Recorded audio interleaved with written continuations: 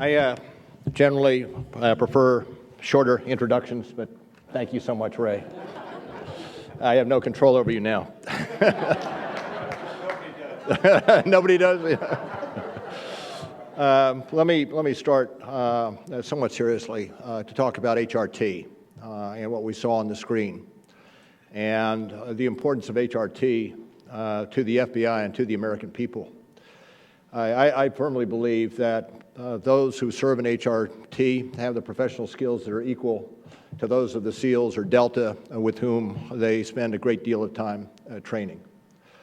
But beyond that, what I always counted on with HRT was judgment, maturity, and dedication. When you go into hostage situations, lives are on the line. And you can have all the skills that are built up over a period of time in training with SEAL Team 6 or Delta and the like, but they're nothing compared to the judgment that one has to exercise when one is in a situation where lives are at stake.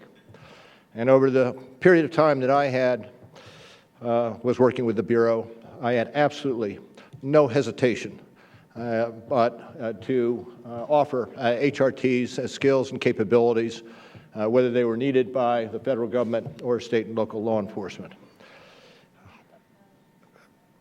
When you send people into combat, and it is combat, the hardest thing is to lose somebody. And over the years, we've lost some in HRT, we've lost some in others places in the Bureau.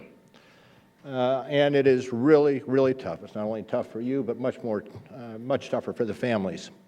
But it is a tribute to the dedication of the men and women of the FBI that they're willing to put their lives on the line day in and day out. I have one coming to mind talking about this is occasion of dealing with one of your own, Jay Tabb, who had the misfortune of participating in a raid to capture Ojeda Rios down in Puerto Rico and was shot and badly wounded as a result of that encounter. He next served a tour over in Afghanistan and, whether unlucky or otherwise, was hit by shrapnel for a second wound, and if he were in the military, he would have had then 2 Purple Hearts. The issue then came up as to whether we were going to let him go back for another tour overseas, to which there was a body of opinion that he had been somewhat lucky twice and we should not tempt fate a third time. Ultimately, I gave in to him, and he ended up back in Afghanistan for yet another tour, and I do remember forgetting that I had granted him leave to go back and seeing him in Afghanistan and saying, "What the heck are you doing here, Tabb?" I raise that because it's testimony to the dedication of those who serve in the HRT, those who serve as agents day in and day out. Let me spend a moment also thanking Mayor Giuliani for what you did for New York, not just in the wake of September 11th, but in the years afterwards. What you put into place with Chief Kelly was the defense of the biggest target that Al-Qaeda had, and you were successful through all those years. Chairman Rogers, I see you perhaps leftist, but I want to, as you go out, say to what extent, and thank you for the efforts you put into making the Bureau what it is today. And lastly, the association. As Jim Comey said, you are our tie to the membership and to the agents and analysts and other staff in the Bureau, and are absolutely essential. I have not had in the past all that success in introducing admirals or generals.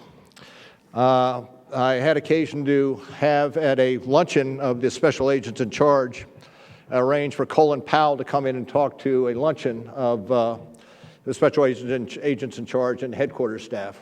It was about 4 or 5 years ago. Some of you probably were there. And it came time for the luncheon speech by Colin Powell. We were in the Marriott over in Key Bridge, and Colin Powell comes in from the right, and an agent sees him, and everybody gives him not only claps wildly, but gives him a standing ovation, as they should. He comes to the podium. I'm standing at the podium. He stands beside me, and I start by saying, "Well, ladies and gentlemen, Colin Powell, the former Secretary of State, and the former Chairman of the Joint Chiefs of Staff, an individual that needs no further introduction. And everybody applauds wildly again, as well they should. I step to the side. Colin comes to the podium, pauses a second, and says, "Well, Bob, just because I do not need an introduction does not mean I did not want an introduction." The person I'm introducing today is an individual, Bill McRaven, who spent 37 years as a SEAL, which is testimony that enough in and of itself tells you something about the individual. Attained 4 stars and is known as that individual who is principally the architect of the capture and killing, ultimately, of bin Laden. He is an individual who needs no further introduction. Bill McRaven, currently the Chancellor of the University of Texas.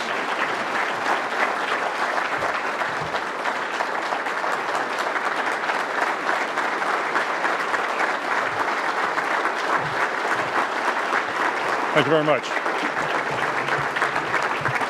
Thank you. Thank you very much. Well, thank you, Director Mueller. I greatly appreciate that. Mayor Giuliani, Judge Webster, Chairman Rogers, other distinguished guests, it really is great to be here tonight. And I did not have a chance to spend much time with Director Jim Comey, and it was a great surveillance video, by the way. But I got to tell you, I love his style. He tells it like it is. He doesn't back down. He supports his magnificent agents and all of those wearing the badge. And I think he follows a long line of strong directors, and the FBI is lucky to have him. So again, to Director Comey, who can't be here tonight, thank you very, very much. When I was growing up in Texas, every week I watched the FBI with Efren Zimbalist Jr. Can you imagine going through life with the name Efren Zimbalist Jr.? But to me, he was the domestic version of James Bond. Again, this was 1965. I was 10 years old. But he had a uniquely American slant to him. Zimbalist was calm, cool, and collected. His suit never wrinkled.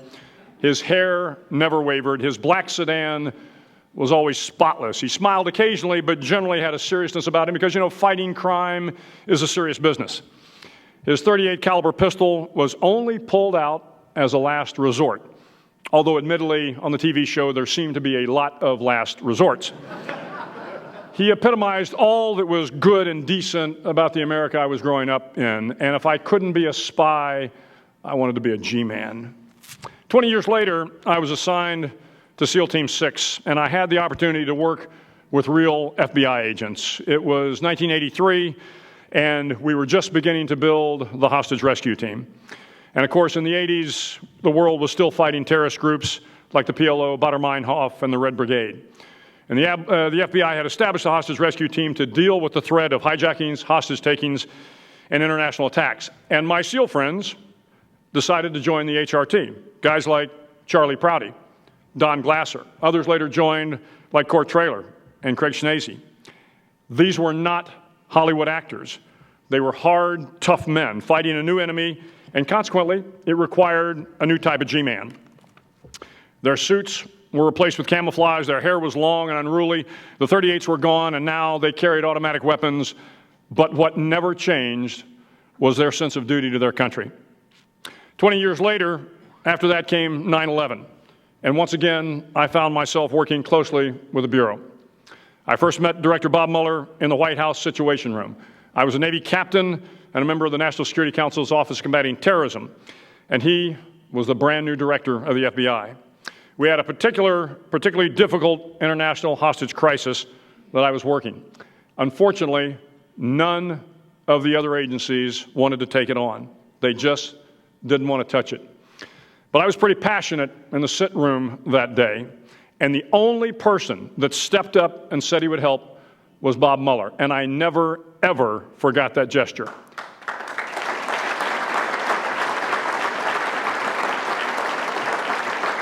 And it was only through those actions that the FBI was able to save the life of an incredibly decent and courageous woman.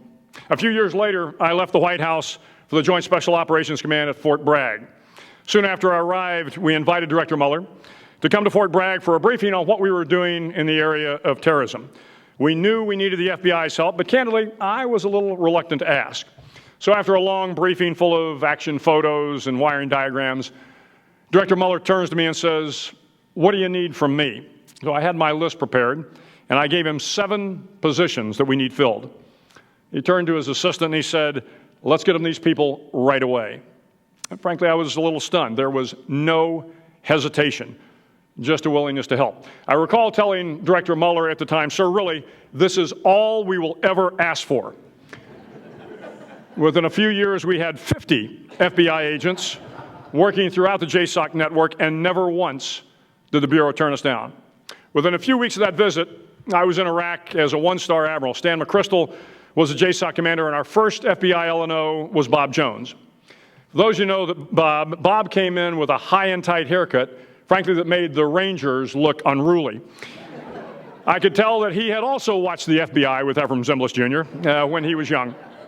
But he was incredibly professional, enthusiastic, and more importantly, he taught us about networks. Criminal networks that closely resembled the terrorist networks we were fighting. I vividly recall Bob tutoring me on the Gambino family. And as he talked, I could see the parallels. Soon, Stan McChrystal had seized upon this concept, and we began to build our own network to defeat a network. We quickly began to understand the financial component as well. The next guys we brought into Iraq were the follow the money guys. I remember meeting them in Balad, and they seemed more like HRT guys than accountants. They were 2 young, studly-looking guys. And several weeks later, I went down to our safe house in Baghdad, and as I arrived, a Black Hawk was returning from a mission. Much to my surprise, getting off the helicopter with the Delta operators were my 2 FBI accountants. They were all kitted up, had goggles on, guns, radios, ballistic vests, and they were pumped up after coming off the target. I called them aside, and after a little bit of sailor talk and a couple of Whiskey Tango foxtrots, I asked them, "What in the hell are you doing on this mission? This is not what the director and I agreed to." But they explained, "Sir, we have to be on target in order to get the forensics so we can follow the money." Well, I knew it was a shallow excuse, but they were part of the team. And I cautioned them that if they ever got shot, I was going to personally come down and kill them. But instead of reining the agents in, they grew in numbers and participation. Soon we had HRT and SWAT guys on target with us to do just what the accountants had recommended, get the evidence. After that, the technical guys showed up. They helped with surveillance. Soon the analysts and the interrogators joined us. And before long, there was not a single mission that didn't have an FBI agent somewhere in the mix. And the FBI liaison officers, well, they were invaluable. I remember my first trip as a JSOC commander now, several years later, was to Sana'a, Yemen.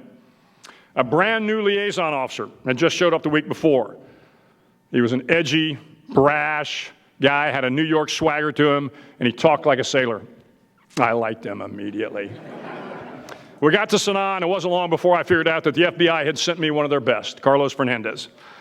Carlos had been the unofficial mayor of Sana'a during his time there as the FBI legat. Everyone in Yemen knew Carlos, and Carlos had the goods on everyone in Yemen.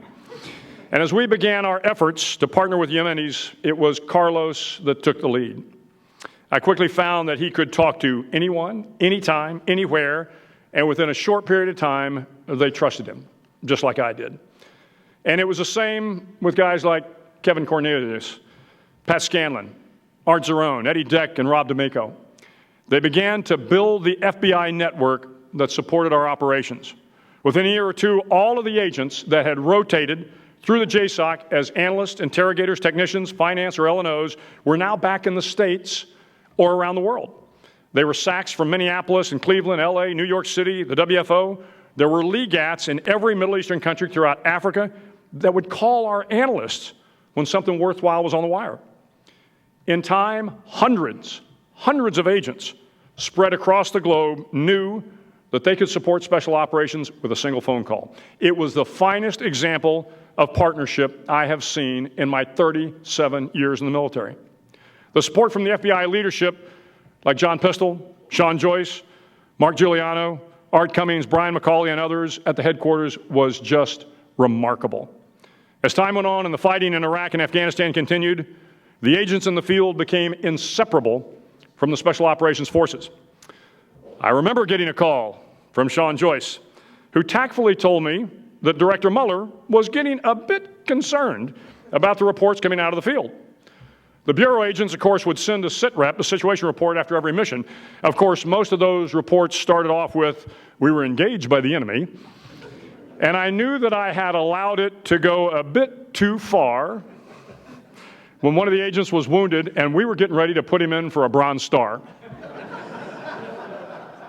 Consequently, after a little prodding from Director Mueller and a little internal thought, I pulled the agents from direct combat, much to the chagrin, as Director Mueller said, to a numbers, including Art Zarone and others. However, several weeks later, off the coast of Somalia, we strapped an FBI agent to the chest of a Navy SEAL and tandem jumped him into the water to link up with an at-sea staging base. It was just hard to let go. The agents had become our brothers and our sisters, our comrades in arms. But never was this more apparent than during our ramp ceremonies. When a soldier was killed in Iraq or Afghanistan, a C-17 would come to take their remains back to the States. The C-17 would lower its ramp, and the members of the soldiers' unit would form an honor guard extending from the ramp, sometimes as far as the edge of the flight line. And off to the side of the honor guard, the VIPs would stand in formation, and along the airfield, other soldiers would gather as well. At some point in time, the Humvees carrying the casket would arrive, and the military pallbearers would walk the casket past the honor guard while Amazing Grace was played by some small three-piece band. At some point, the bugler would play taps, prayers would be said, and all in attendance would come to pay their respect. Invariably, these ceremonies occurred at night, and no matter what time of night, no matter how long they had been working, or what the next day held for them,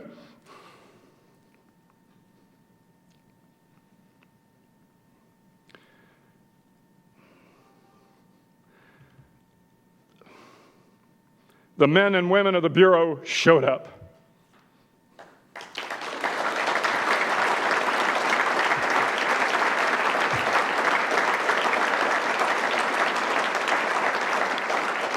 The SWAT, the HRT, the analysts and the interrogators, the finance and the tech guys, they all came. They came because they understood what the soldier fought for, and they understood what the soldier died for, and they understood that their sacrifice was never, ever in vain. I tell people my favorite movie of all time is the Christmas classic, It's a Wonderful Life. It's one of those great stories that everybody watches at Christmas. It stars Jimmy Stewart, one of the great actors of the 40s and 50s. Stewart plays a man named George Bailey, who grows up in a small town called Bedford Falls. The movie's set in the 1940s. His whole life, George wants to get out of Bedford Falls and see the world. He wants to do something great with his life. But as time goes on, one thing leads to another, and George is never able to get out of the small town. And about halfway through the movie, George falls on hard times and decides he's going to end his life. He goes to a nearby bridge and is preparing to jump off when God sends him an angel named Clarence. Now, Clarence is new to being an angel, and in order to get his wings, he has to convince George Bailey not to jump off the bridge. He must convince George Bailey that his life has been worthwhile. So Clarence decides to show George what life in Bedford Falls would have been like if he, George Bailey, had never been born. Then there's this great scene in the movie that sometimes goes unnoticed, but it's my favorite scene of all. Clarence takes George to the Bedford Falls graveyards, and there is a headstone of George Bailey's younger brother, Harry. Harry had fallen through the ice when they were young, but George had courageously crawled out on the lake and saved Harry. George looks at the headstone and sees that Harry died when he was just 3 years old. And George looks at Clarence, the angel, and he says, well, that can't be right. Harry not only lived past 3 years old, but during World War II, Harry saved an entire ship from being sunk by kamikaze pilots. But Clarence reminds George that because George was never born, he wasn't there to save his younger brother. And then comes the best line of the movie. Clarence says, and because you didn't save Harry, Harry wasn't there to save the 500 men on that ship. And at that point, you realize that the act of one man saved not only his brother's life, but the lives of 500 men on that ship and the children of those men and their children's children. You see, that's what the agents do every single day. The impact that your agents have is just hard to imagine. They were with us there in Iraq. They were with us in Afghanistan. They were with us in Yemen and in Kenya. They were there when we rescued Captain Phillips and Jessica Buchanan. They stood beside us during compound raids. They stood beside us when we jumped out of airplanes. They stood beside us on the decks of our ships, at our headquarters and in our hospitals, and they stood beside us during the ramp ceremonies. Wherever there was a threat, the FBI was there. Any success that Special Operations had was a result of the great men and women who serve in the Bureau. But like George Bailey, most may never understand the impact they had. They will never know the names of the soldiers they saved. They will never know the Iraqi children or the Afghan villagers that are alive today. They will never know the bombs that didn't explode, the citizens that didn't die, or the leaders that weren't killed. But I guarantee you, their sacrifice, their service, their fidelity, bravery, and integrity were never in vain. And they have made this nation and the world a safer place to live. And I, for one, am eternally grateful. Thank you all so very, very much for what you do every day to take care of this great nation. God bless you all.